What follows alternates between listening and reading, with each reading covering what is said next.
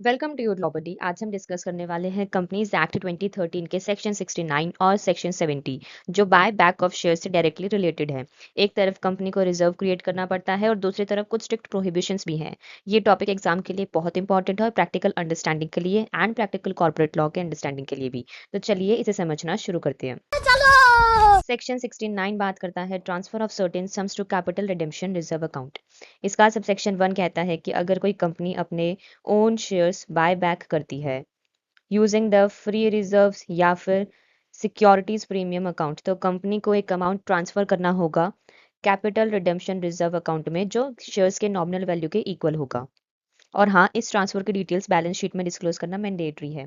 Sub section 2 बताता है कि सीआरआर अकाउंट का यूज कंपनी कर सकती है अनइश्यूड शेयर्स को फुल्ली पेड बोनस शेयर्स के फॉर्म में इशू करने के लिए टू इट्स मेंबर्स।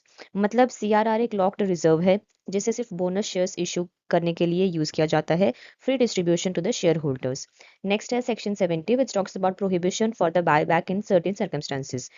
सबसेक्शन 1 बताता है कि कंपनी डायरेक्टली या फिर इनडायरेक्टली अपने शेयर्स बाय बैक नहीं कर सकती इन सिचुएशंस में। क्लॉज ए बताता है कि अपने सब्सिडियरी कंपनी के through including its own subsidiaries. Clause B बताता है कि किसी इन्वेस्टमेंट कंपनी या ग्रुप ऑफ इन्वेस्टमेंट कंपनीज के थ्रू।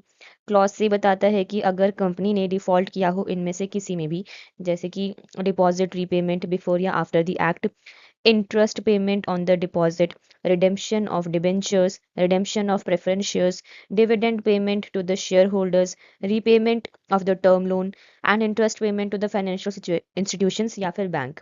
बट इंपॉर्टेंट प्रोवाइजो है कि बाय बैक अलाउड हो सकता है अगर डिफॉल्ट कंप्लीटली रेमेडी हो गया हो और उस डिफॉल्ट के खत्म होने के बाद 3 साल का गैप कंप्लीट हो चुका हो।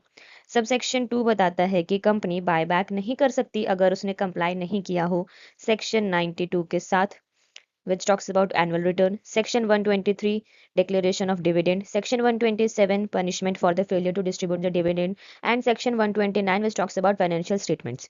मतलब अगर कंपनी बेसिक कंप्लायंस भी फॉलो नहीं कर रही है तो उसे बाय बैक का राइट नहीं मिलेगा। ठीक है। अगर आपको वीडियो यूजफुल लगा हो या आपको कंपनीज एक्ट और भी सिंप्लीफाइड वे में समझना है तो योर लॉ बडी को सब्सक्राइब करना बिल्कुल मत भूलिए। Thank you.